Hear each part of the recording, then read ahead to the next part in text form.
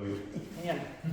Bueno, buenas tardes a todos. Soy Renzo Morzán, docente auxiliar del Laboratorio de Automatización y Control, algunos ya me conocen. También fui proyectista en uno de los proyectos que mencionó Sergio de la red eléctrica inteligente, y actualmente mi labor consiste en ayudar a otros proyectistas finales haciendo sus proyectos en curso, a llevarlos adelante, sacarlos andando. Y bueno, en particular el día de hoy les voy a contar sobre un convertidor de potencia cuyo rol es el de ser un inversor de 20 kVA que toma potencia en continua y la transforma en alterna trifásica, tanto para conexión a carga aislada como para eventualmente conectarse a la red y suministrar potencia activa y reactiva a la red. Entonces, creo que va a ser bastante ilustrativo si los pongo a disposición para que vean un poquito la topología a medida que yo la voy comentando. Lo pueden agarrar. Sí. A medida que vayamos llegando. Sí.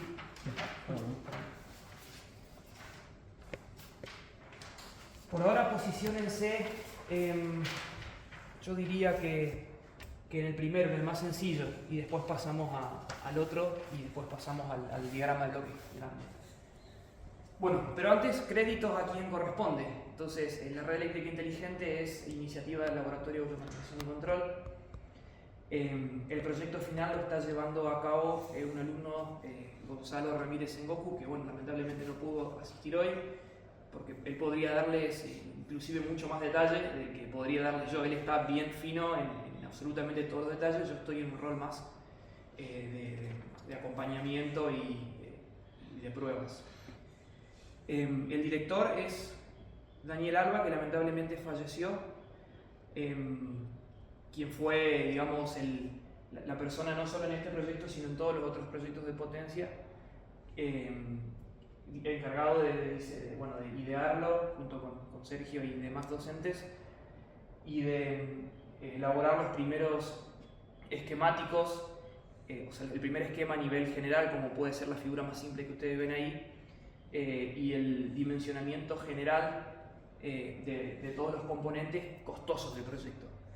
Es decir, si bien el proyectista está involucrado al principio, hay una ayuda fuerte al principio para la dimensión sobre todo de lo que es transformadores y filtros inductivos, que son componentes costosos y tienen que estar bien calculados de entrada, porque después no podemos volver a comprar fácilmente. Bueno, ahora sí vamos a pasar entonces a la descripción del proyecto. Como comentaba, es un inversor de 20 kVA, su alimentación es en corriente continua en un bus de 600 voltios. Bus es el nombre que en la jerga se le da al bus de continua o barra de continua, a la entrada de continua del equipo.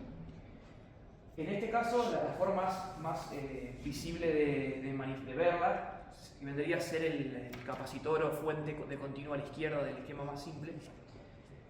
Literalmente en el convertidor está representado por esta barra en la cual se acoplan capacitores como estos. Es para darles una idea, digamos, del tamaño físico que tienen. Lo vamos a ir pasando. Este equipo está compuesto por el bus de continuo de este equipo. El lado de continuo está compuesto por 6 capacitores de esos. En realidad en este momento hay 4 conectados. Tuvimos un desperfecto en algún momento y tuvimos que retirar algunos defectuosos. Por ejemplo, ese es uno. Interesante, digamos, mostrarlo para marcar la diferencia entre otro tipo de capacitores que hayan visto.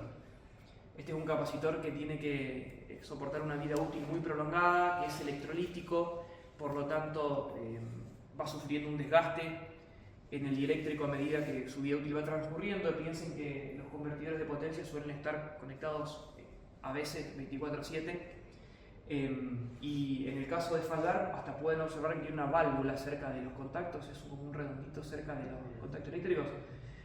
Está diseñado hasta para fallar. ¿Cómo va a fallar el día que falle? Bueno, de esos la barra está compuesta por 6. Si miran los datos nominales van a ver que es de 450 voltios, entonces en principio no soporta la alimentación del equipo, que es en 600 voltios. Están dispuestos de a 2 en serie, en paralelo con 2 en serie, en paralelo con 2 en serie. De tal forma de soportar hasta 900 voltios, muy por encima de lo que realmente lo alimentamos. Para el equilibrado de tensiones, bueno, hay unas resistencias que se ponen en paralelo, que disipan algo de potencia, baja el rendimiento del equipo, pero permite que los capacitores en serie se distribuyan esos 600 voltios, 300 y 300, y no de forma distinta, lo cual podría ser destructivo. Hoy en día existen otras formas de equilibrar las tensiones menos disipativas con componentes activos. En este caso tenemos digamos unas resistencias de equilibrio tradicionales, bueno, que disipan algo de potencia pero cumplen su objetivo. Antes de pasar a explicar el convertidor en sí que se alimenta en continua, les voy a comentar cómo vamos a generar esos 600 voltios como entrada de nuestro equipo. Al final del proyecto, esos 600 voltios van a estar generados por otros equipos de la red eléctrica inteligente y van a estar regulados. Pero poner en marcha esos equipos va a alargar mucho la presentación, entonces lo que traje hoy fue un variac, que pueden pensarlo como un autotransformador, para quien no lo conoce, un autotransformador con salida regulable que nos permite obtener entre 0 y algo más de 400 voltios RMS de alterno. Y es trifásico. A la salida de eso ponemos un rectificador tradicional a diodos trifásico y salimos en continuo, que está sobre este disipador que ven acá. Quizás después de la presentación hacemos un recorrido y les voy señalando, pero es chiquitito, es ese bloque de ahí que tiene entrada trifásica y salida en continuo. ¿Por qué hacemos esto y no lo conectamos directo con una térmica a la red? Porque los capacitores son de gran capacidad, creo que son 6.000 microfaradios cada uno, o sea que la serie tiene 3.000, por 3 son 9.000 microfaradios, y si lo enchufamos directo va a producir un pico, un inrush de corriente muy grande que haría saltar las térmicas del laboratorio, y que no es bueno tampoco para los componentes. Entonces vamos a ir elevando la tensión alterna con el autotransformador variac. Bien, una vez que tengamos el bus DC establecido, vamos a poder empezar a comunicarnos con el sistema de control del equipo. Así que ahora voy a pasar a comentar todo este bloque que ven acá, exactamente qué es lo que contiene, de dónde lo sacamos y cómo lo manejamos. Bueno, si siguen mirando el esquema, luego del bus de continuo viene el símbolo del transistor. Ese vendría a ser el convertidor en sí, formado por 6 transistores de compuerta aislada, bipolares de compuerta aislada, IGBTs, que operan en corte o saturación. O sea, idealmente en el control se representa como llave abierta o llave cerrada, dispuestos en 3 piernas. Cada pierna ve la tensión de continua. Y en el punto medio, es decir, en el punto medio entre los dos transistores, tenemos una de las líneas de salida del equipo, que son estas 3 que están acá abajo. O sea, realmente el flujo de potencia es bastante directo. Bus de continua directamente hacia los 6 transistores conformando el convertidor trifásico y la salida trifásica. Estuve buscando y encontré, o sea, como los transistores están puestos al fondo contra el disipador del equipo, pero pude encontrar uno para que se den una idea, digamos, del tamaño que tienen. En este caso esos transistores son de, si mal no recuerdo, 400 amperes de corriente nominal y 1200 voltios de tensión máxima colector emisor. Es decir, que en conducción, como llave cerrada, pueden conducir hasta 400 amperes, y a diferencia de una llave ideal, no producen 0 caída de tensión, producen un par de voltios. Y como llave abierta, no soportan cualquier tensión, soportan hasta 1200 voltios, que excede largamente los 600 con los que nosotros trabajamos. Ese estaba roto, por eso bueno, lo sacamos, pero hay básicamente 6 de esos al fondo.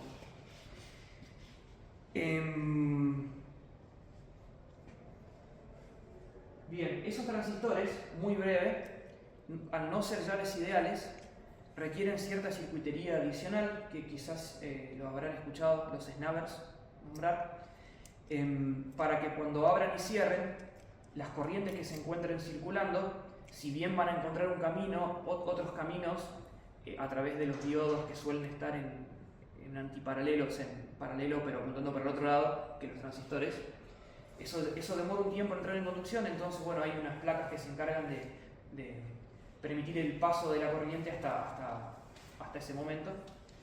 Y no se llegan a ver acá, se llega a ver una sola que está acá arriba. Hay 3 placas de snabbers, cada una controla una pierna, o sea, el transistor que ve el lado positivo del bus y el transistor que ve el lado negativo. Finalmente, todo el circuito que permite, fíjense, al ser un transistor grande y al tener una entrada tipo MOSFET, que es como un capacitor, para poder encenderlo rápidamente al momento de encenderlo y apagarlo rápidamente al momento de apagarlo, para lograr el comportamiento más parecido posible a llave ideal on-off, hay que darle bastante corriente. Si bien en régimen permanente la compuerta no conduce, para cargar esa capacidad de entrada y descargarla, curiosamente se requieren transistores de potencia. O sea, hay toda una placa acá atrás que no se llega a ver, que tiene componentes electrónicos más pequeños, pero de potencia al fin, que permiten el encendido y el apagado apropiado de los componentes. Esa misma placa, a su vez, se alimenta del propio bus de continua y genera tensiones de alimentación para toda la lógica del equipo. 15 voltios, más 5, menos 5 y 12 voltios aislados, porque en algunos casos se requiere alguna que otra fuente aislada del equipo. Todo eso no es visible, o sea, los transistores están al fondo, como les comenté. En la siguiente línea ven las placas de snabbers, que se ve una sola. En la siguiente capa está esa placa de drivers que les comenté, que dispara los transistores y tiene las fuentes, y además implementa algunas mediciones. Y finalmente al frente se puede ver la placa de control, que es esta verde que está acá, diseñada acá en el laboratorio de automatización y control por el alumno que está desarrollando el proyecto. Esa es la placa montada, montamos solo una, pero al momento de mandarlas a fabricar nos mandaron varias, entonces para que vean una placa sin los componentes, más o menos como se ve. Esa placa implementa los diagramas de bloques que están en la hoja más colorida de todas. Ya vamos a ir a eso, pero simplemente para que lo vayan relacionando con las fotocopias que saqué. Este equipo, que pareciera ser como una unidad independiente, el convertidor, es porque es reciclado. Este es exactamente igual que el que ven en la izquierda. Es un equipo de la marca Allen Bradley, diseñado y construido originalmente como un variador de frecuencia para motores de inducción, como ese que ven ahí. Es decir, se usa en industria para arrancar y darle potencia eléctrica y variar la velocidad de motores como ese que ven ahí. La potencia nominal era de 100 HP, que son más o menos 65 kilowatts, muy por encima de los 20 que pretendemos manejar este equipo. Entonces realmente para 20 kVA no haría falta estas dimensiones de componentes, pero siendo que nosotros reciclamos este equipo, es por eso que tenemos estos componentes. De este equipo está todo igual. Se sacó la placa de control marca Allen Bradley, que le permitía funcionar como un variador de frecuencia de motores, y le implementamos nuestro control, que es esa placa que están observando, que es esta que está acá frente, que tiene el mismo micro que las placas que les mostró Pablo anteriormente. Bueno, íntegramente diseñada y construida en el laboratorio. Bien, ahora sí, si vuelven a la hoja a la primera hoja, el diagrama es sencillo. Ese diagrama muestra cómo quedaría el sistema conectado a la red, pero actualmente no llegamos a ese punto. Actualmente todavía no llegamos al punto de conectar el equipo a la red para sincronizarla con la misma y suministrar potencia. Estamos trabajando con carga aislada. Por lo tanto, les voy a pedir que pasen de esa hoja al otro diagrama de ese, exacto, y vayan intentando identificar componentes. Ese diagrama arranca por por el convertidor, le falta la parte del bus de continuo que ya expliqué. Seguimos por el convertidor en sí. La salida del convertidor es trifásica, son estos tres cables que se ven acá abajo. Perdón, estos tres cables que se ven acá abajo. Pueden pararse ya, si quieren, vale, no tapen acá. Sí, o pueden pararse acá. Ahí, lo único que sí, por favor, guarden que está en el frisado del variac, así que no lo toquen. Pero pueden acercarse todo lo que quieran. Igualmente después, cuando terminemos, quedo para hacer todas las preguntas. Pero entonces, bus de continua, acá a la izquierda, la barra de continua. Y pueden venir acá también. Sí, está perfecto. Salud. Allá al lado del tablero que está en el piso. Sí. Bueno, Están a salvo. Yo me quedo acá controlando la parte que ya está viva. Bueno. Entonces, brevemente, para el que recién llegó, fuente de alterna variable. Es un inversor de 20 kVA, tomamos potencia en corriente continua y la transformamos en corriente alterna. Y justo estaba por explicar cómo identificar en un diagrama que les di en unas hojas los componentes del sistema. Entonces, variac conectado a la red, rectificador trifásico. Esto no forma parte del equipo final, es solo para generar la continua hora. Pasamos por una llave térmica de 10 amperes.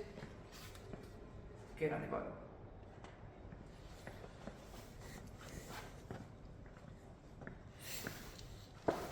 Alejado de esto. Sí. Simplemente a modo de que si llegamos a tener una toma de corriente muy grande del variac, que sería una situación anormal, una línea de protección.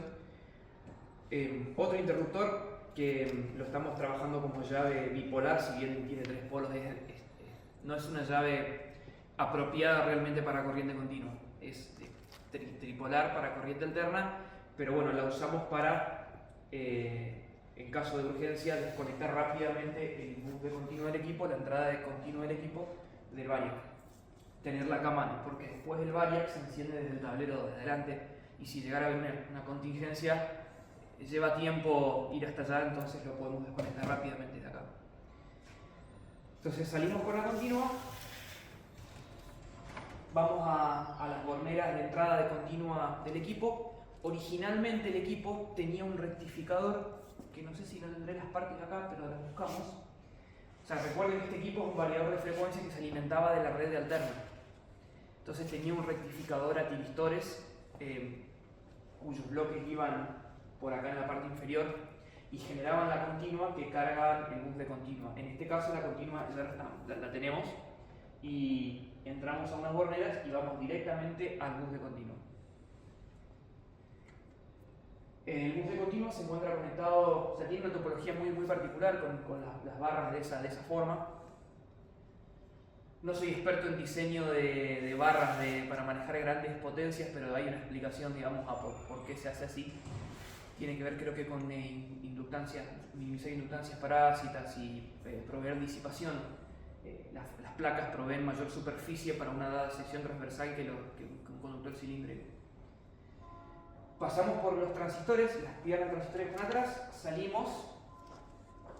Entonces ustedes en las hojas pueden ver que salimos del convertidor en forma trifásica. Hasta ahí creo que está igual los colores marrón, negro, rojo. Pasamos por la primera etapa de filtros y me doy cuenta de que no expliqué la necesidad de filtrar. Vamos a hacerlo rápidamente. Bueno, ustedes estuvieron viendo con Pablo que el convertidor, al alimentarse de corriente continua y tener esencialmente llaves, no puede producir una forma de onda senoidal pura a la salida. Produce una suerte de ondas cuadradas a una determinada frecuencia de conmutación. Según el tipo de convertidor, hay de varios niveles de tensión. Este sería un convertidor de 2 niveles y 3 niveles en tensiones de línea. O sea, entre dos líneas de salida, básicamente podemos tener 0, 600 o menos 600, que es la alimentación, es lo que es la tensión del bus DC, 600 voltios. Solo eso.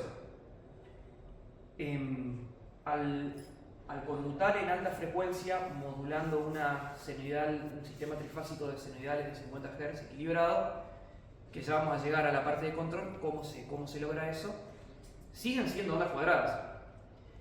Pero si le hacemos una transformada de Fourier, vamos a ver que tenemos una componente de 50 Hz, que es la que queremos, y la siguiente que aparece es hay componentes de tensión en la frecuencia de conmutación del equipo. Este equipo conmuta 6 kHz, o sea que tenemos la componente de 50 Hz, que es la que queremos, y después recién 6 kHz y superiores. Pero la que queremos es de 50 Hz y es la única que queremos a la salida, al final del equipo, donde se conecta a la línea o a una carga aislada. Entonces, ¿cómo filtramos las tensiones para lograr eso? Bueno, este equipo tiene un filtro de tipo LC. Lo primero que se ve, esa fue mi rodilla, son los inductores que están inmediatamente conectados a la salida del convertidor. O sea, estos inductores ven directamente. Estos inductores, o sea, no son transformadores, tienen dos bordes, como pueden ver, son bobinas. Ven directamente acá a la entrada las tensiones que pone el convertidor, que son esas ondas cuadradas con las componentes armónicas de 50 y superiores. A la salida de eso tenemos la segunda, en principio tendríamos que tener la segunda etapa del filtro, que son capacitores, pero en nuestro caso tenemos los capacitores, pero antes, si miran los esquemas, tenemos un transformador. Bueno, acá podemos debatir bastante sobre la necesidad o no necesidad de ese transformador. Creo que Pablo, que trabajó bastante en el sector, en los equipos de mucha potencia que se conectan a la red no se utilizan. Han cambiado de posición, pero están. Son obligatorios, pero están en una posición relativa distinta de como ustedes lo implementaron acá. Vos tendrías el filtro LC realmente, LC. Es verdaderamente una inductancia, después viene una capacidad y después viene el transformador. Claro, Hay una diferencia de orden relativo. Claro.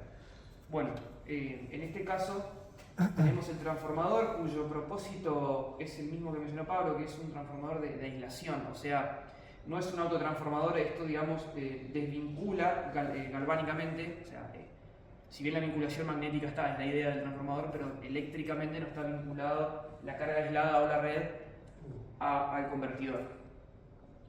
El transformador tiene una topología triángulo estrella, o sea, entramos en forma trifásica en triángulo sin neutro, porque de hecho la salida del convertidor de potencia no tiene neutro.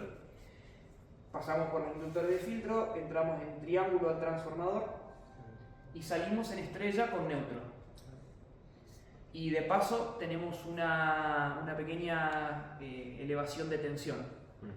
No recuerdo la relación exacta ahora, pero creo que era 155 voltios a 380, algo así. No es grande, pero está buena tenerla porque eso nos permite trabajar con índices de modulación, que ya vamos a llegar a eso, más bajos, y poder tener más spam para elevar o bajar el índice de modulación en caso de ser necesario, según sea el tipo de carga. Bien, después del transformador salimos entonces con nuestras tres líneas y el neutro, y vamos a un banco de capacitores en configuración estrella. Ese banco de capacitores tiene un propósito fundamental, que es de completar el filtro, o sea, inductor en serie, capacitor en paralelo, podríamos decir, entre línea y neutro. Y de hecho podemos ver que las tensiones a la salida de los capacitores ya se ven senoidales puras, ya no prácticamente existe alguna distorsión, que algún futuro proyecto va a ser interesante estudiar todo el tema de distorsiones armónicas. El proyectista actual tiene como objetivo que funcione y que pueda suministrar potencia carga aislada sin demasiado análisis armónico, digamos. Y el segundo propósito de los capacitores es el siguiente. Quizás si recuerdan de máquinas, los transformadores, aunque estén sin carga, por el solo hecho de estar energizados, consumen potencia reactiva, inductiva, de sus corrientes de magnetización. Entonces, estos capacitores contrarrestan parcialmente esa potencia de magnetización lo cual hace que cuando el equipo está en vacío, el convertidor vea menores corrientes de línea. Porque como ya vamos a ver, con el equipo en vacío hay corriente de línea a la salida del convertidor debido a esa magnetización del transformador. No lo compensa por completo, pero lo compensa parcialmente. Además recuerden que la magnetización del transformador tiene componentes de corriente a 50 Hz, pero después tiene también componentes en otras frecuencias y esas no las podemos compensar. Los capacitores ven la armónica, a esta altura ven la armónica de 50 Hz, absorben corriente de 50 Hz y producen potencia reactiva que compensa la magnetización del transformador en su componente de 50 Hz. Después, cuando entregamos el osciloscopio y la punta de corriente, vamos a ver un poquito las formas de onda. Bueno, y después de los capacitores, medio que ya estamos, ya tenemos la terna trifásica simétrica equilibrada de tensiones senoidales a 220 de fase, de tensión de fase. Y a partir de ahí podemos elegir a dónde ir con la potencia. Podemos ir a la red o a carga aislada. Entonces, tenemos un interruptor general, digamos, que desvincula la salida del transformador desde todo. Y después nos dividimos en dos caminos. Tenemos un contactor para vinculación a la línea y otro contactor para vinculación a carga aislada, que es el que vamos a estar usando hoy.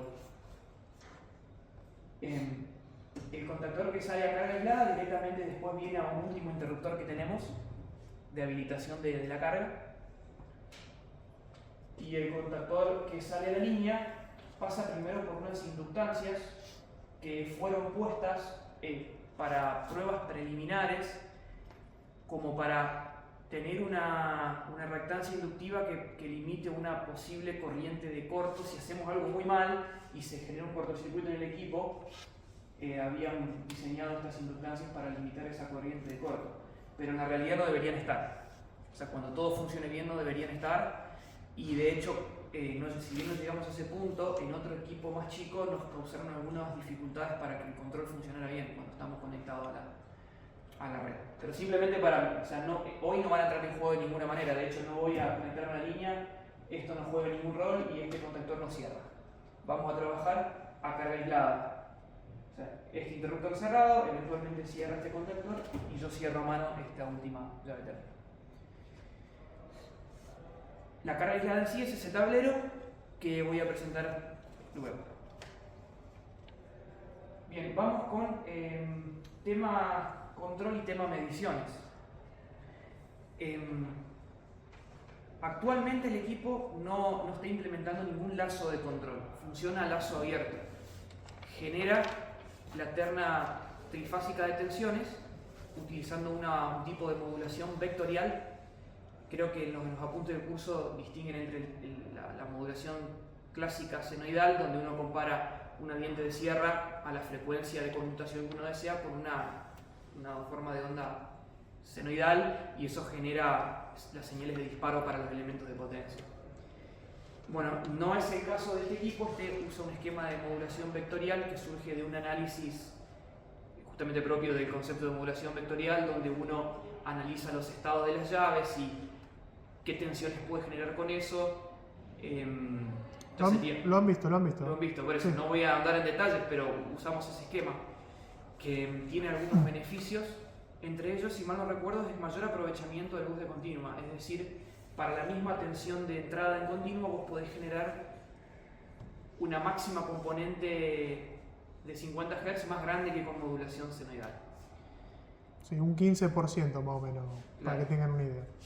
Exacto. Entonces, bueno, en el software que corre en la placa de control, que ya voy a hablar de eso un poquito, implementamos ese método de modulación.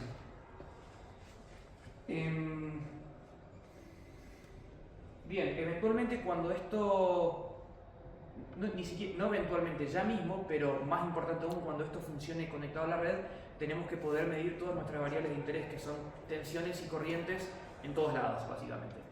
Entonces, además de la placa de control, tenemos placas de medición de tensión y de medición de corriente. Las de medición a ver, ¿de dónde me ubico para?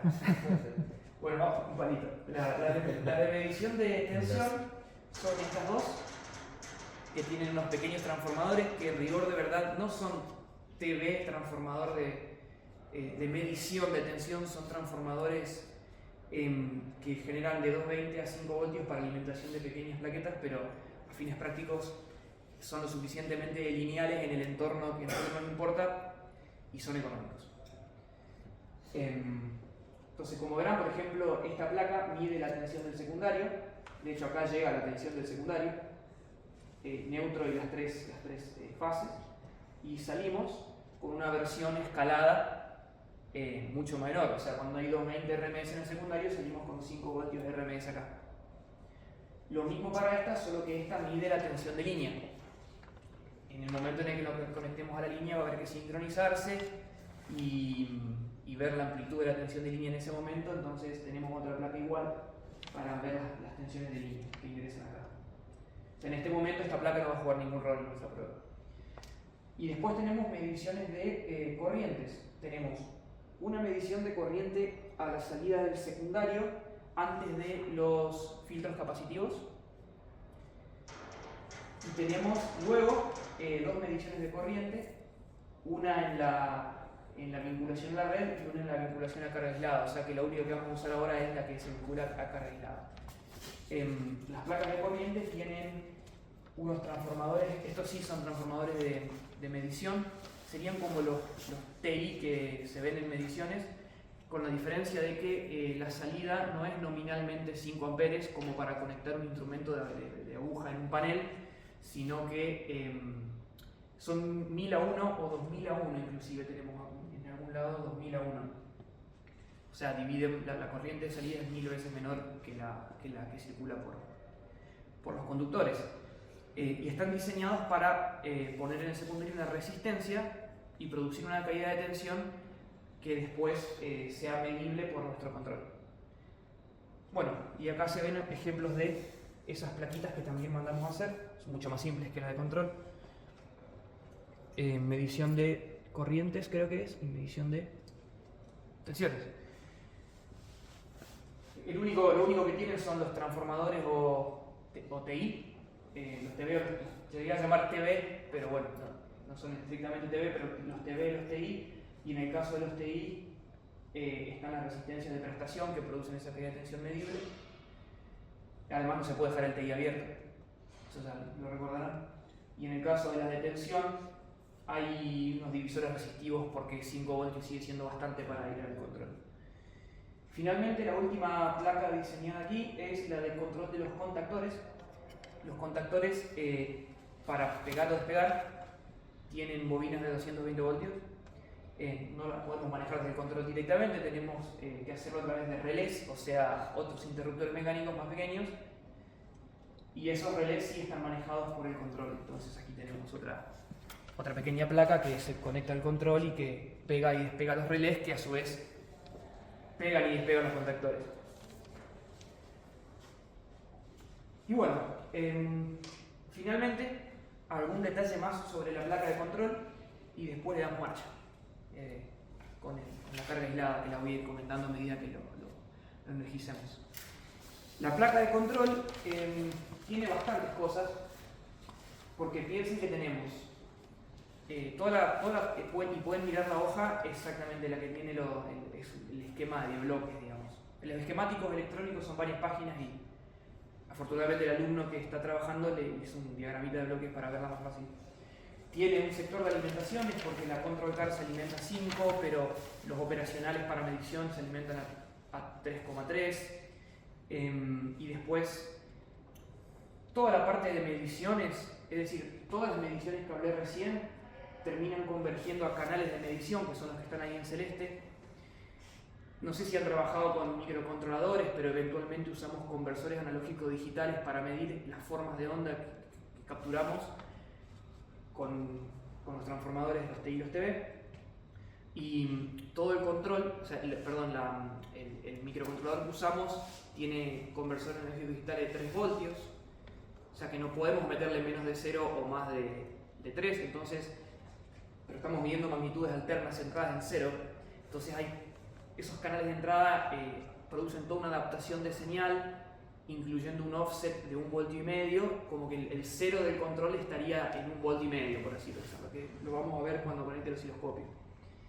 Y alrededor de 1,5 voltios se dan las excursiones de todas las magnitudes.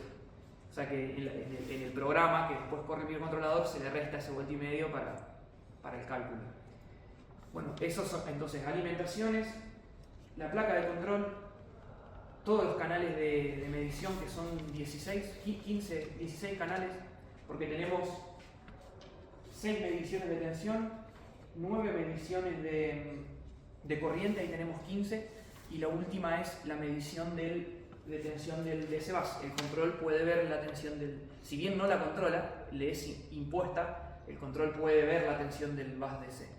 Y de hecho es importante porque implementamos unas protecciones por subtensión o sobretensión del DC bus, entre varias otras, que la vamos a probar. Y ahí ya están, 16 canales, que es todo lo que tiene el procesador este, usamos todos. Después también tiene una comunicación USB que se utiliza, que la comunicación USB a su vez funciona con un chip que provee dos herramientas, un puerto serie, que no estaríamos usando en este momento, y un puerto JTAG que se usa para cargar el programa en el microcontrolador y que también se usa para ver en tiempo real todas las variables internas del programa. Es decir, a través del entorno de desarrollo de Texas Instruments, fabricante de este micro, tenemos acceso a absolutamente todo lo que está haciendo el microcontrolador. Podemos interrumpir su ejecución, lo cual no es muy buena idea en equipos de potencia. Detalles. Y podemos, inclusive, cambiar el valor de variables en forma externa al programa. Eso creo que rompe con algunos paradigmas de la programación. Los programas no esperan que alguien externo les modifique las variables, pero se puede hacer en estos casos y lo aprovechamos para comandar ciertas cosas. Sí, todo eso que menciona Renzo es lo que vimos en la clase pasada, donde la pantalla estaba en amarillo y yo iba cambiando variables, ¿se acuerdan? Bueno, ese es justamente el entorno y principalmente la sección que hice Renzo para visualizar y cambiar variables. Bien, después también tenemos otro puerto serie que esta vez cumple con el estándar RS232, que es bastante más robusto al ruido que USB. USB nos da mucho dolor de cabeza porque en plena operación suele desconectarse. Entonces implementamos otro puerto serie que ya no podemos modificar y ver todas las variables como con el puerto USB, pero podemos tener algún mínimo control como para apagar el equipo, digamos, cuando pasa eso. Tiene también comunicación 4 a 20 mA, que no la estamos usando, entrada de encoder, que no la estamos usando, porque estas placas se van a usar en otros proyectos que sí lo van a necesitar. Entonces ya en Combo mandamos fabricar varias y cada uno monta la parte que le sirve.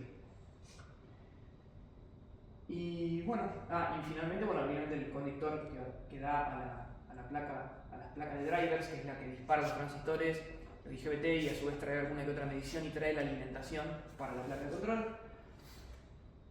Y tenemos, muy importante, esto es de reciente implementación en el laboratorio con otro docente que trae mucha experiencia industrial, comunicación CAN.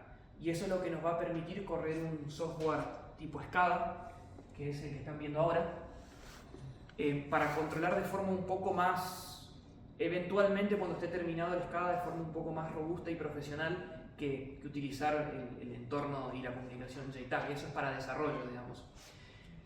Y puedes mandarte macanas porque tocando variables que no corresponden realmente puedes afectar el funcionamiento del sistema. En cambio, uno a través del puerto CAN y el SCADA expone solo las variables que realmente le interesan a un usuario que no está tan interiorizado en el detalle del equipo, previendo todos los mecanismos para que no pueda mandarse, digamos, ninguna maniobra que pueda romper el equipo. De hecho, esa es la manera en que lo vamos a controlar. Buenísimo. Vamos a darle marcha. Ya les comenté que no vamos a conectarnos a la red, si bien el equipo está previsto para eso y será objetivo de un futuro proyecto.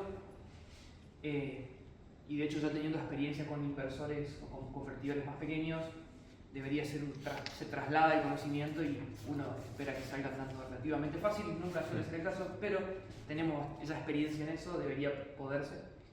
Hoy vamos a probar con carga aislada. Y la carga aislada es esta.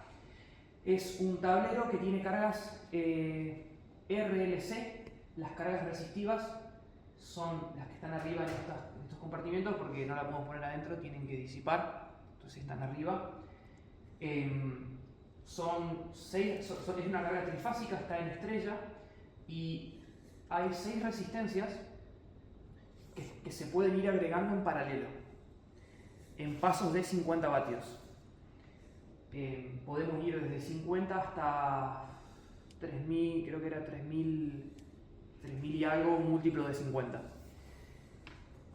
Originalmente era bastante manual el control, pero bueno, gracias al trabajo de mucha gente del laboratorio para conseguir los elementos y del docente David Giardini, se pudo implementar una interfaz y automatizar bastante esto para comandar, agregar o quitar cargas tanto de forma local con esta pantalla como remota a través de comunicación CAN.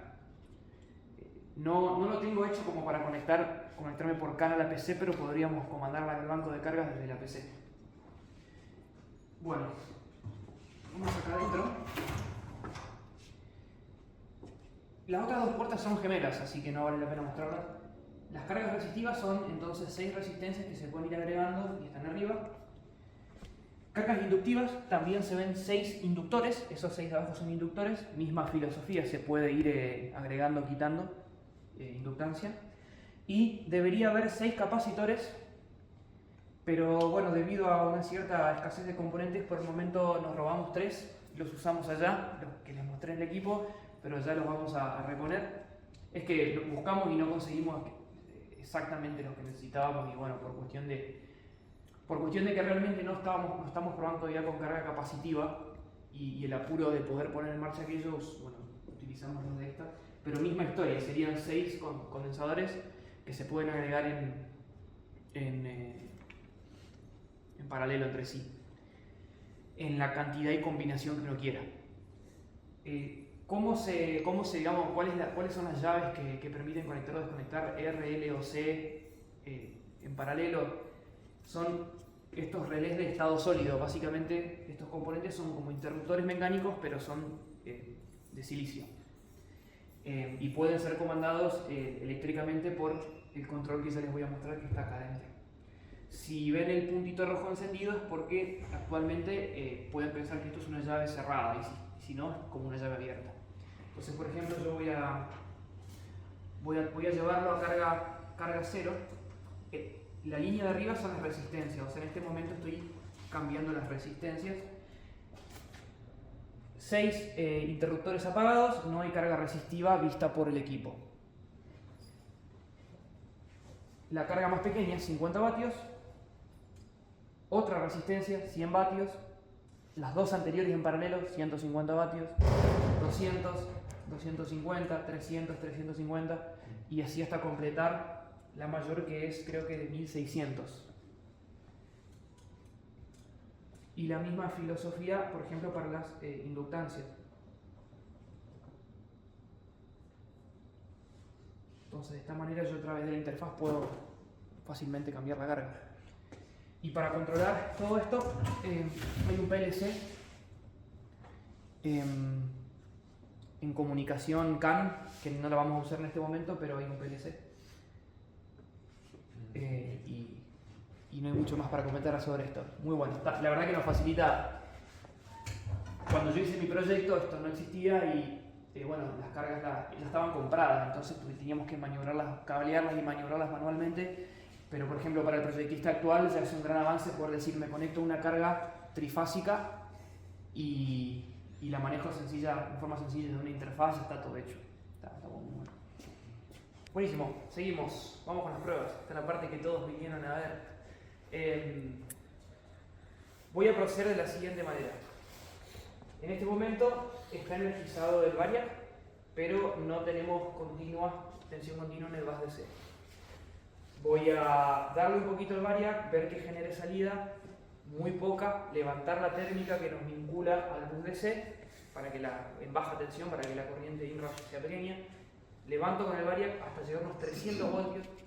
Con eso es suficiente para que las fuentes del convertidor arranquen y me alimenten el control.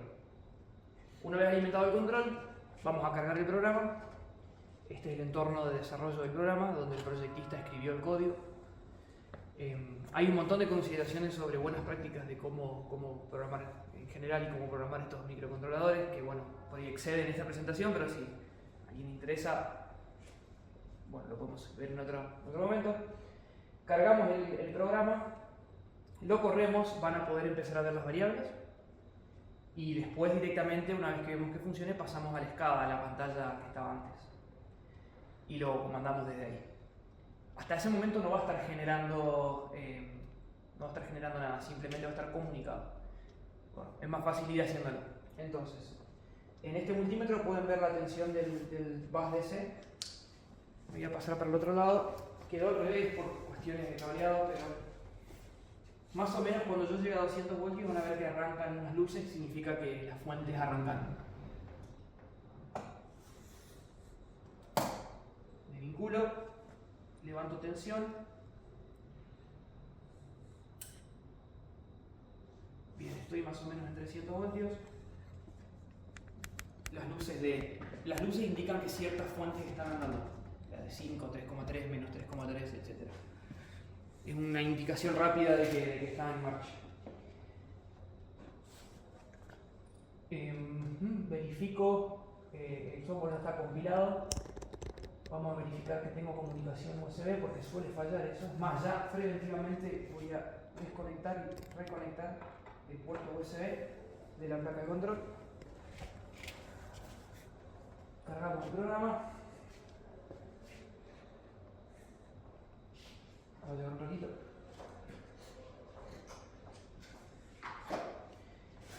El programa está cargado, no está corriendo. Lo primero que van a ver cuando lo corra es que hay en este momento los relés que activan los contactores están conectados. Eso no debería ser así, pero es porque, bueno, antes de correr el programa están actuando unas resistencias pull-up de las salidas del micro que hacen como que hay que tener cuidados en el arranque, digamos, porque estarían como prendidos los contactores, que no lo están porque nadie le está dando los 220 al comando de los contactores, pero sí están habilitados los relés. Entonces lo primero que hace el programa es inicializa un montón de cosas y apaga eso. Entonces le damos que arranque.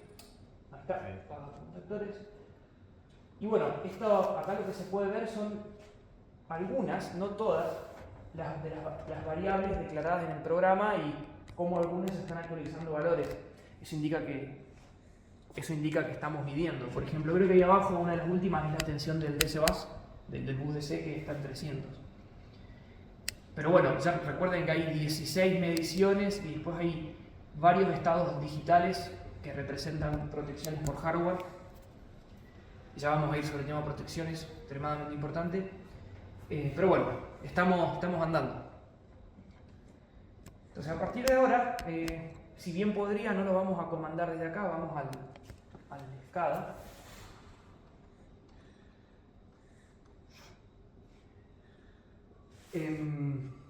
La línea blanca que se ve es un registro de la tensión del bus. Si se acercan van a ver que está en 300, que es lo que dice el tester. Así que estamos bien. Aclaración, este SCADA en realidad está pensado para otro proyecto. Recién hace poco lo estamos implementando en entonces van a ver un montón de cosas que en realidad no corresponden. Esencialmente lo que nos va a interesar es la tensión de bus, tensión eficaz del inversor, que es la tensión de salida, y corriente eficaz de salida.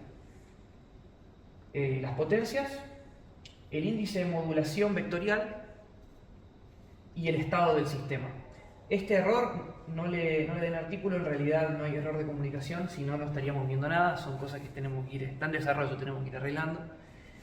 Y esencialmente el sistema está en un estado que es esperando bus. ¿Qué significa esperando bus? Ya les comenté que la entrada debería ser 600 voltios y está en 300, lo cual arrancó la lógica, pero todavía el sistema se da cuenta de que no tiene la tensión para arrancar a trabajar. Entonces, cuando yo lo lleve a 600, que lo van a ver en esta línea, se verá 600 voltios, a los 3 segundos esto va a pasar a un estado de stand-by. toda esa lógica está corriendo en el programa que les mostré antes y está cargado en el microcontrolador. Entonces me voy más arriba de tensión.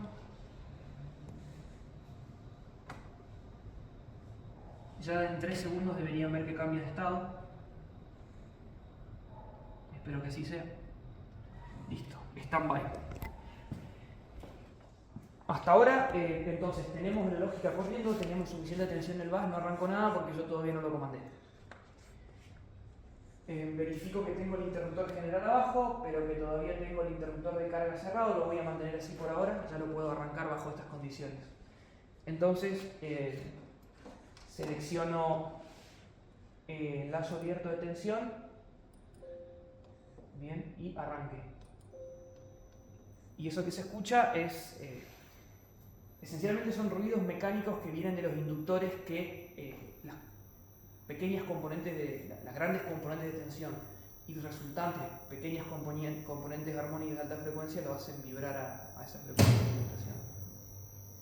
Bueno, y ahí al llegar a 200, prácticamente a la tensión de salida del inversor deseada de 220 voltios de RMS, automáticamente pegó el contactor de carga. Si es una buena idea que eso pegue automáticamente o no, todavía lo estamos debatiendo, pero para facilitarnos los ensayos que estamos haciendo, pega automáticamente. Bien, eso significa que yo acá a la salida debería tener aproximadamente 220 RMS de tensión de línea. Lo vamos a ver. Siguiendo, estamos midiendo acá tensión de bus cerca de 600 voltios y tensión de salida 220. Vamos, ustedes no me crean, digamos, vamos a medirlo. Así que si alguien me sostiene el multímetro, voy a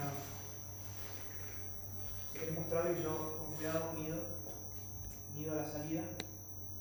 Que la tenemos acá. Esa es la fase A. ¿Cuánto tiene? 0,4. Buenísimo. Era mentira al final. ¿Es de autorrango también?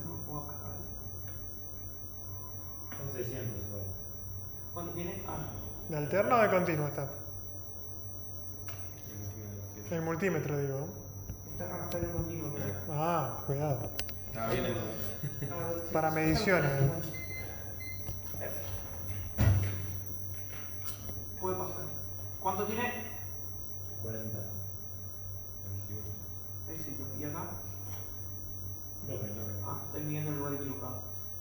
220, esa es la fase A, contra neutro. ¿La ves? 220, 220. Puede ser que no esté en 220, ya les explico. 222. 220. Recuerden lo que les decía, tenemos en este momento un sistema lazo abierto. Si bien leemos la tensión, todavía no implementamos ningún lazo de control que utilice la modulación, que cambie el índice de modulación, es decir, la longitud del vector espacial para cambiar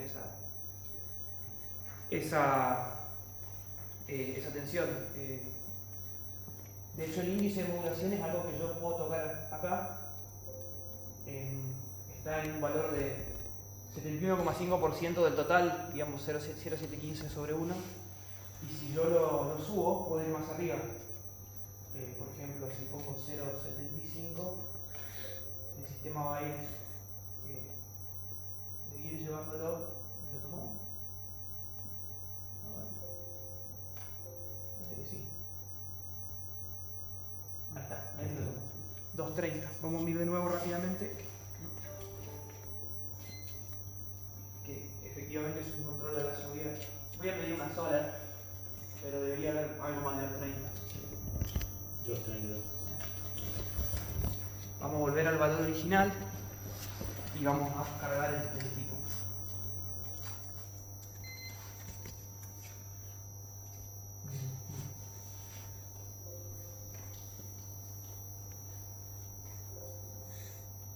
Ahí va, de vuelta a 220. Bueno, quiero mostrarles en el osciloscopio la tensión de salida. En realidad no voy a medir directamente sobre la salida. Me es más fácil usar en este momento para mostrar unos test points que tenemos en la placa. La placa está llena de ganchitos donde podemos ver un montón de señales que interesan.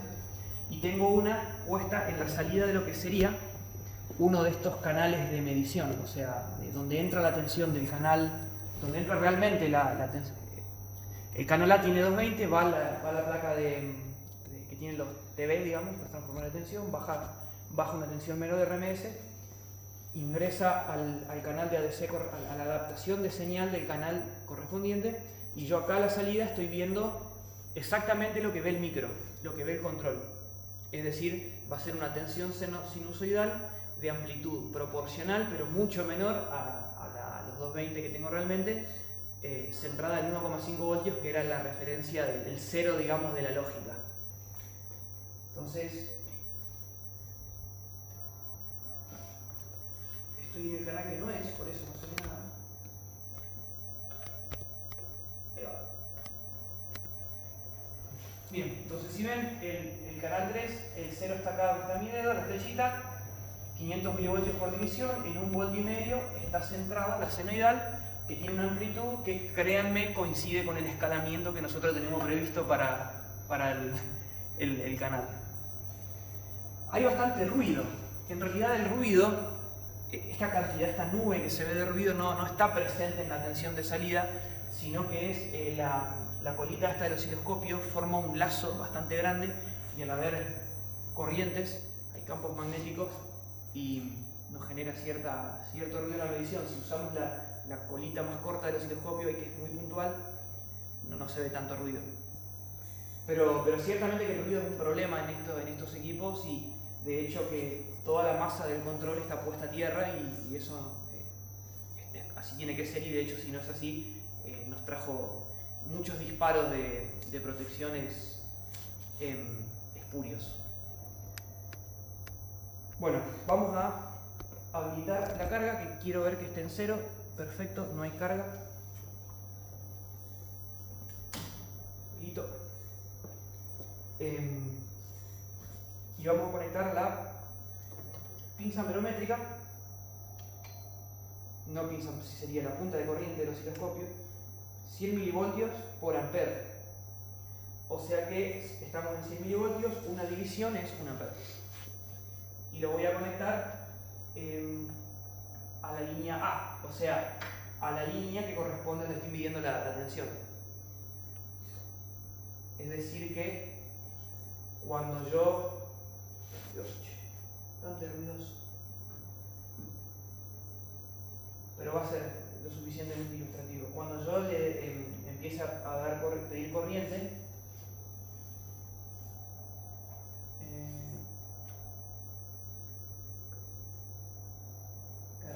el ruido me lo tapa por completo. Cuando yo le pida corriente al sistema con la carga, deberíamos ver que se empieza a conformar una onda senoidal de corriente, cuyo valor debería corresponder al hecho de que tenemos 220 RMS y una determinada resistencia, y todo el escalamiento. Y acá ya es directamente 100 milivoltios por ampere, y si le pongo carga resistiva pura, vamos a ver que queda en fase con la tensión.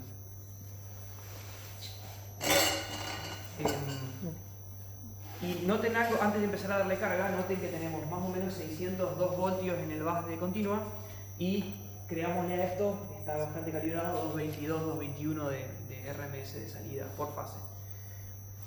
Entonces yo empiezo a tomar carga, y la corriente eficaz del sistema debe ir subiendo. ¿Se llega a ver ahí? Sí, 1 ampere. ¿Allá? Bueno, y allá me lo Segundo, abrí ahí si querés, sí, para que se vea lo que necesita. todo el ruido que veo. Toma de carga. Esto era malo, pero no tan mal. Cuando probé se veía más claro. De última, para que me crean que está en fase, vamos a separar la escala. Sí, Ahí está. ahí está. Eso. Bueno, efectivamente, tenemos corriente en fase con la tensión, como es de esperar teniendo carga resistiva pura. La carga es muy baja, 270 vatios por fase, esto es de 20 kV, así que podemos ir mucho más arriba. En este caso lo que nos está limitando es la corriente nominal que soporta el variant de 10 amperes en RMS. Pero bueno, por ejemplo, para chequear un poquito esta medición de corriente, actualmente está en 1,1 ampere, voy a usar una pinza amperométrica y voy a medir la misma línea. Entonces, 1,1. Vamos a pedirle un poco más de jugo. Eso que se escucha zumbando más fuerte es el variac. Vamos a darle 1 kilovatio por fase, más o menos. 1 kilovatio si tuviera 220, pero ya deben ver que no hay 220. O sea, ahora el sistema está en 3100 vatios total. Pero ¿qué pasa? Se nos cayó el bus de continua a 590 y también seguro que se nos cayó la tensión de salida a 210. Eso es porque todavía no estamos a lazo cerrado de tensión. Para elevar la tensión de salida tengo dos caminos. Elevo el bus de continua y o elevo el índice de modulación. Como se supone que este equipo trabaja con 600 regulados de entrada, vamos a ser justos con el equipo y vamos a darle un poquito más a la continua. Esto lo haría automáticamente el equipo que alimente en continuo a este inversor. Vamos a darle un cachito más inclusive porque va a seguir cayendo. Y así todos no estamos en 220. Eso es porque, si bien tenemos de nuevo en 600 el bus de continua, tengo más caída en todas partes. Tengo caída en los propios elementos semiconductores, tengo caída en los inductores de filtro, en el transformador y en los cables. Así que vamos a subir un poquito el índice de modulación para ajustar. Por ejemplo, vamos a hacer 74 y eso debería más o menos restaurarnos a 220. Entonces ahora sí es cierto que tenemos 3 kilovatios total o 1 kilovatio por fase aproximadamente.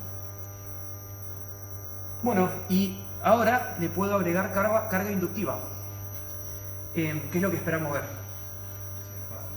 Que se desfase la corriente y que su módulo aumente. Porque le agrego, o sea, ahora tenemos todo P. Cuando yo le agregue Q, el módulo de S de la potencia aparente aumenta y la corriente se asocia al módulo de S, entonces la corriente va a aumentar un poquito y se va a empezar a desfasar. ¿Y qué vamos a ver con el DC bus? Resulta ser que, si se acuerdan, la potencia aparente no es realmente un intercambio de potencia útil. Es una potencia que podríamos pensar que va y vuelve entre la carga y el convertidor. Entre el bus DC, el convertidor y la carga. Se cierra ahí. No se transforma en una toma de potencia al variac. Entonces, esperable que no fluctúe la tensión, o al menos no lo haga apreciablemente. Entonces vamos a probar, darle, no sé, 200 voltamperes, 300 voltamperes. O sea, se logra así, se ve el pasaje. 500 voltamperes y por ahí, porque no está probado hasta qué coseno de phi funciona, digamos, esto todavía. Pero bueno, claramente creo que no lo vi, pero supongo que se incrementó el módulo, digamos, la amplitud de corriente y se desfasó. Así que bueno, es tal como uno esperaría de carga inductiva. Vamos a sacar la carga inductiva porque no me animo a abrir el sistema con la carga inductiva puesta, porque como saben, los inductores quieren que su corriente siga circulando y en teoría el contactor debería poder sin problema comerse el arco voltaico que se produzca ahí, pero por la duda ya lo voy a hacer, pero no. Perfecto. No llegamos a analizar qué pasó con el DC bus, pero sigue en 6.2, 6.3, que era lo que todavía no podemos explicar muy bien esta oscilación.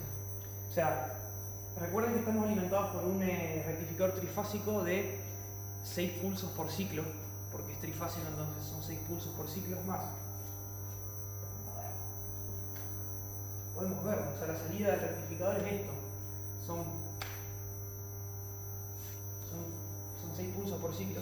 Entonces es esperable que tengamos un ripple a 6 por 5, 30, 300 Hz.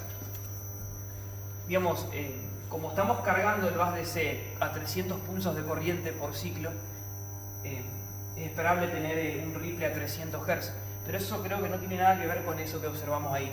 Así que estamos viendo que puede ser que tengamos algún pequeño problema de medición, en eso estamos. Temas que necesitaría un... No probamos todavía, creo que está rota. Pero es un ensayo al que voy a requerir el conocimiento de expertos en mediciones en alta tensión, porque ya hay que tener más cuidado al medir directamente en la parte donde está viva, donde está vinculado a la red, como es el variac o el rectificador del DCBus. Mucho cuidado con cómo se mide, sobre todo dónde se ponen las masas, porque la red eléctrica, digamos, está referenciada a tierra, pero a su vez el osciloscopio, la masa está a tierra, entonces la masa hay que tener mucho cuidado donde uno la conecta. Hay veces que no se puede conectar y hay que medir con puntas diferenciales, y bueno, sería la manera más fehaciente de analizar qué es lo que está pasando con esta medición, digamos. Si es que realmente esto está ocurriendo o no en el cruce continuo. Lo que le entra al micro sí lo puedo ver con el osciloscopio. Lo que le entra al micro sí lo puedo ver. Tenemos como un buffer, una memoria que podemos llenar a la velocidad de muestreo del Me refiero a sistema. lo que le entra al micro a la señal analógica, como recién vimos la tensión que está escalada. Sí, Se puede ver la tensión escalada del vaso. sí. No, Vamos a hacerlo, pero vamos a hacerlo después de... Pero sí, podemos, tenemos un test point, sí, es bueno, creo que esto no es real, hay algo ahí con la medición. Pero bueno, volvemos a la línea. Y de estas cosas, tipo, ¿por qué vemos esto? Yo no espero esto. Estoy al revés. Sí. Correcto. Flecha.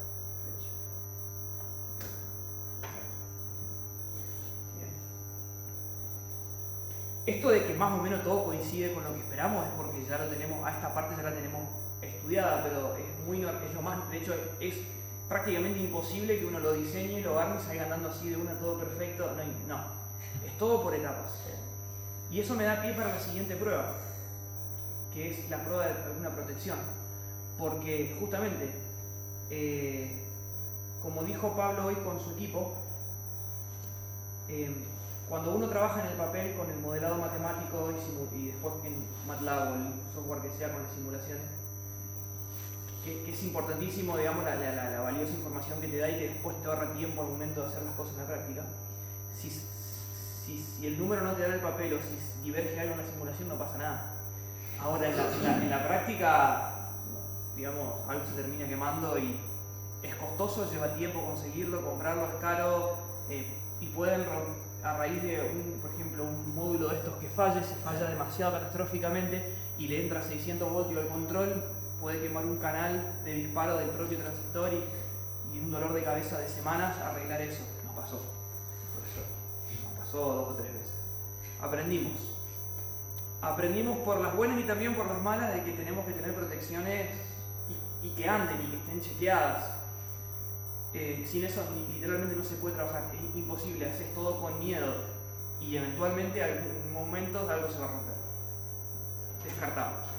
Entonces, ¿qué protecciones tenemos? Se las comento a la mayoría que me acuerdo de memoria, porque hay bastantes, y los tipos de protecciones que tenemos.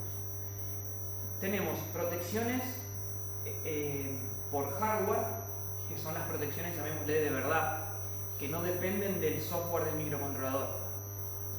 Además de tener los canales de medición que adaptan la señal para que el micro pueda leerlo con el conversor lógico digital, esas mismas señales de tensiones y de corrientes pasan por rectificadores de precisión para darle vuelta al semiciclo negativo y luego se comparan contra una referencia fija de voltaje ajustable con unos potenciómetros en placa, de tal forma que el primer semiciclo positivo o negativo que se pase de un valor de voltaje que representa X corriente o X tensión produce que ese comparador eleve su salida y cualquiera de las salidas pasan por unas compuertas OR que terminan en una única señal de falla total, digamos, que produce inmediatamente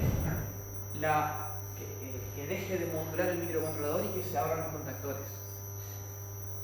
lamentablemente nadie nos protege, si bien podemos detectarlo y parar, como les conté recién, nadie nos protege de exceso de tensión en el DC bus porque no hay ningún interruptor que podamos abrir ahí. Pero eso en teoría se encarga el equipo que lo alimenta. Entonces bueno, ahí tenemos una cuestión de, digamos, de vinculación entre equipos. Pero en lo que respecta a la conexión a la red o a carga aislada, tenemos protección por hardware en placa de sobrecorrientes en cualquier línea, ya sea en línea o carga, de sobretensión en línea o carga, protección como para que corte la operación del sistema por sub y sobretensión de bus DC.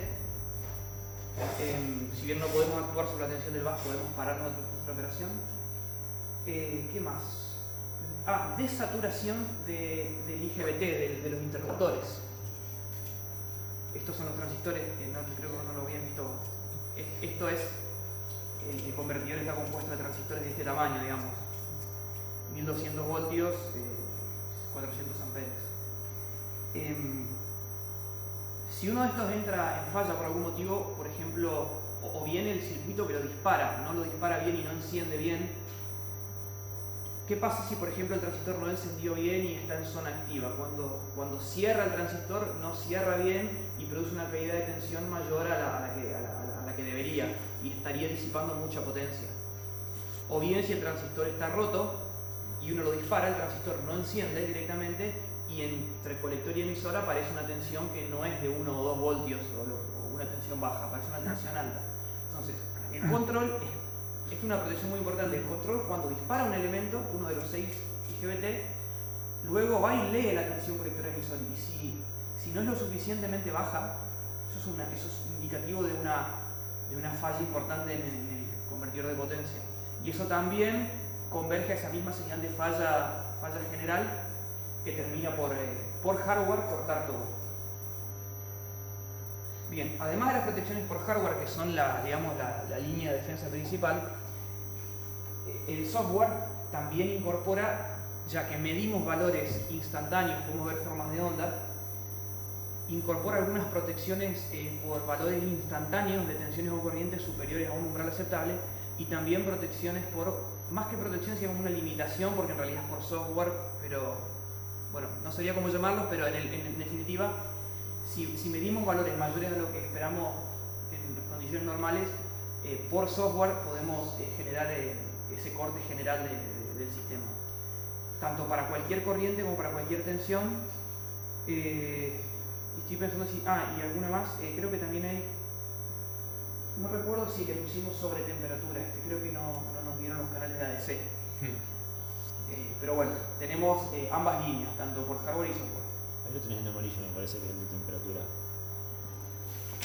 Si no me equivoco. Ok, bueno, parece que sí, que está. Bueno, bien. Capaz que interrumpen algún pin digital en vez de por ADC, tiene algún sensor que ¿Sabes que creo que sí? Porque como nos quedamos sin canales, todos son digital claro, y seteás por hardware alguna referencia y decir, si pasa de este voltaje es más de X grado y corta. Pero eso no iba a la red de compuertas Bohr, que iba todo el Tripson, me parece. Sí, creo que sí. Debería ser así. No recuerdo. O sea, no usaba una DC extra para la temperatura. Claro, no tenemos. Aquellos equipos usan una ADC, pueden medir temperatura.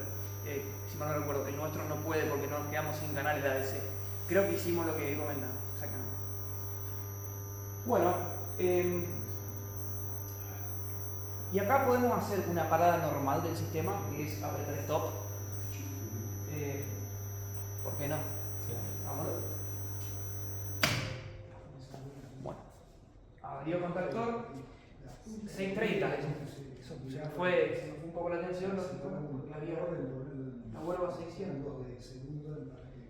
Y ahora puedo limpiar las fallas, resetear fallas y puedo volver a darle arranque, pero vamos a bajarle la... No me gusta arrancarlo por las dudas con tanta carga.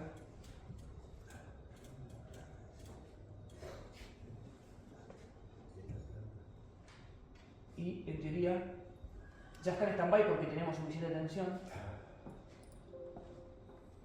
No, ya subió la tensión. Ahí, ahora sí.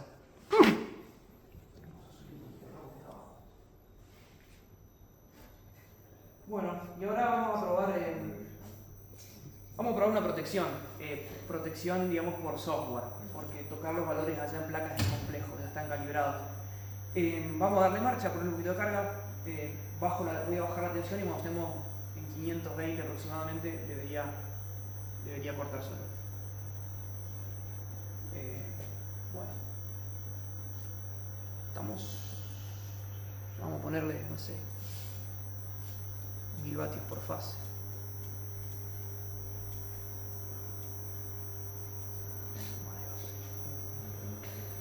Ahí, elevo un poquito el índice de modulación.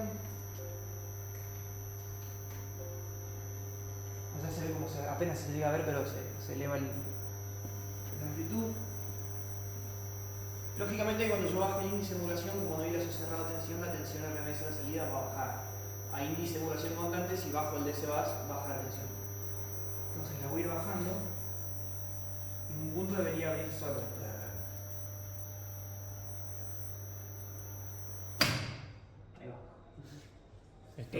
No sé, Esto fue por software. por software. Esto fue por software, sí. Baja tensión de base. Ahí está, falla, baja tensión de base. Pero me lo informo. Bueno, voy a volverlo a la tensión normal. Vamos a resetear la falla. Voy a bajar esta potencia nueva. Creo que esto no haría falta, pero por las dudas.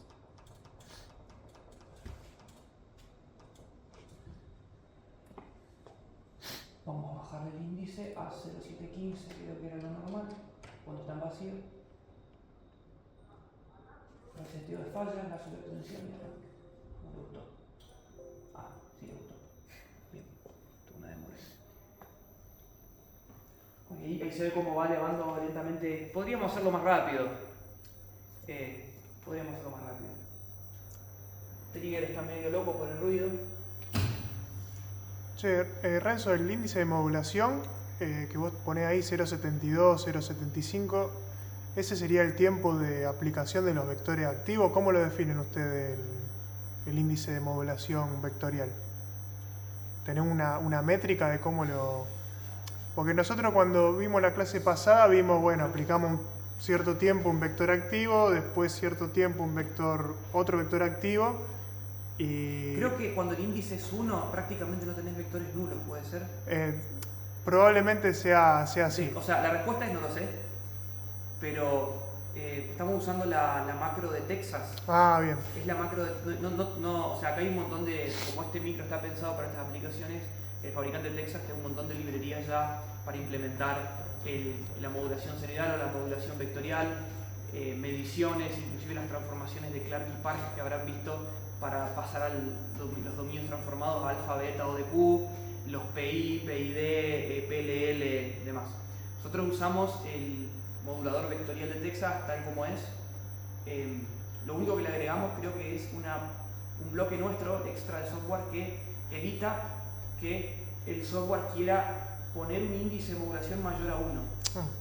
Porque en ese caso uno no entra en sobremodulación y en funcionamiento de ondas cuadradas, sino que medio que esa macro de Texas, cuando yo lo usé hace bastante, medio que colapsa matemáticamente y hace cualquiera.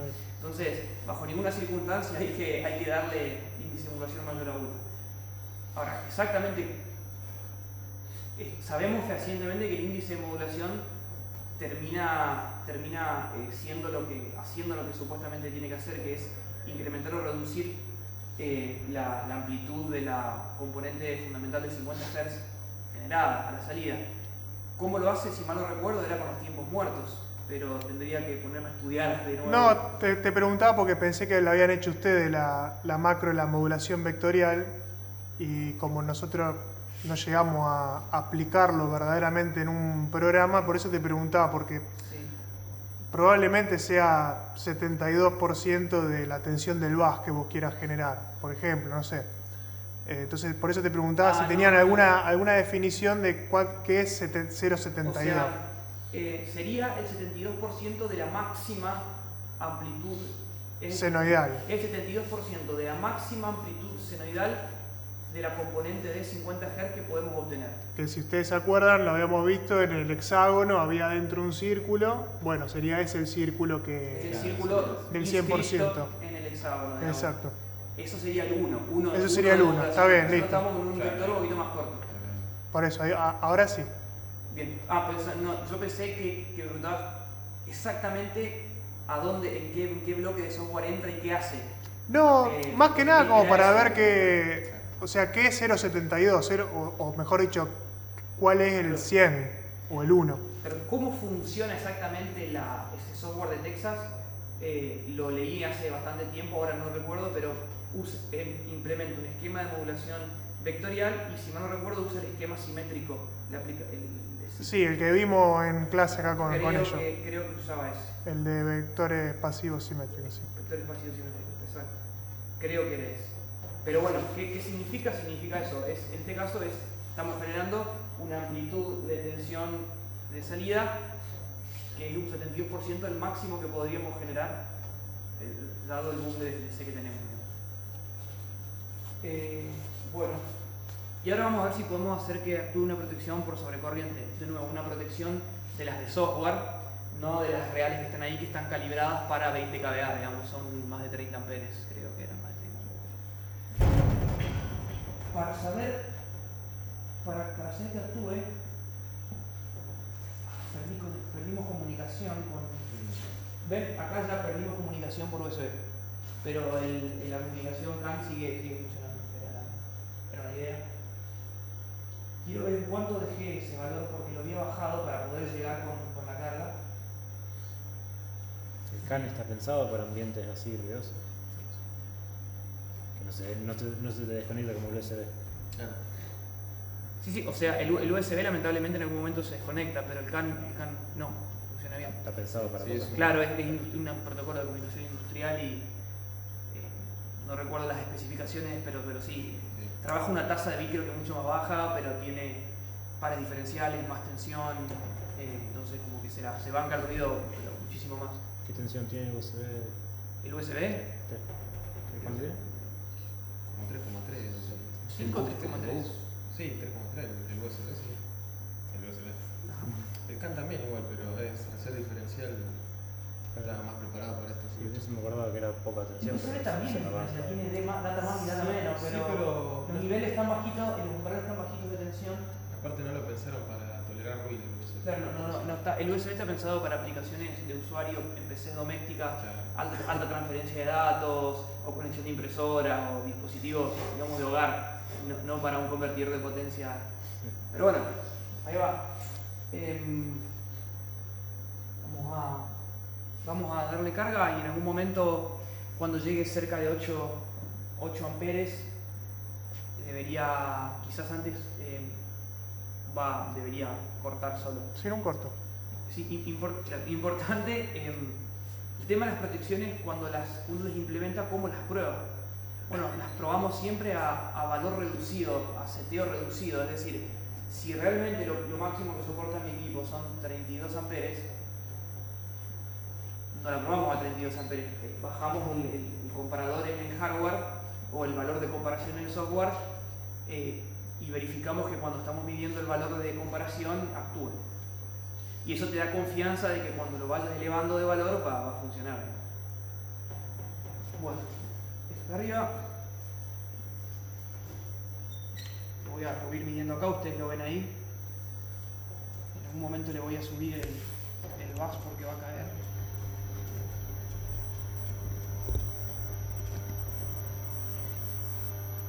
Vamos a subir un poquito el bus.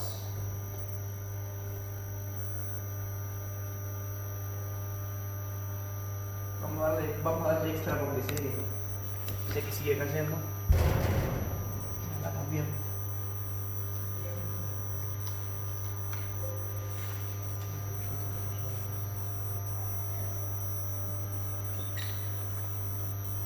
¿Cuántos amperes dice ahí? ¿Alguien llega a ver?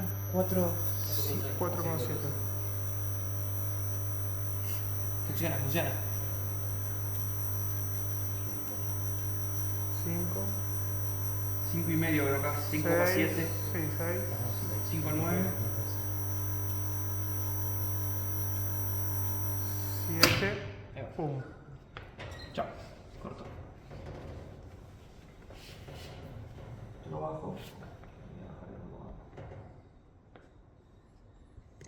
bueno, básicamente tener, o sea, antes de hecho que no lo hicimos, la persona que venga a seguir trabajando sobre esto para implementar el lazo cerrado de tensión y eventualmente para carga aislada, y eventualmente implementar el acoplamiento a la red con el PLL para sincronizarse y los lazos de corriente ID y Q y bueno, y los demás que han visto con Pablo, les garantizo que no va a andar de una y que seguramente en algún momento van a comandar, o sea, sin querer algo no anda bien y comanda más corriente de la necesaria para mantener una potencia o más índice de modulación del necesario. Entonces, tener protecciones que funcionen y están probadas es lo que te da la tranquilidad de que no se va a romper nada. Imposible de trabajar sin eso, digamos. Así que bueno, eso fue una vez que tuvimos el sistema andando, desde lo primero que verificamos que funcione a valores reducidos y después incrementando los valores hasta, digamos, y eso a su vez en la iteración de encenderlo, probarlo, que actúe, verificar por qué actuó, volver a darle marcha, es lo que uno le va agarrando cierta confianza al equipo, que está bueno, siempre y cuando no se transforme en sobreconfianza, y ahí es donde las protecciones te van a terminar salvando, digamos, si algo va mal. Y listo, creo que ya a fines de la presentación era esto.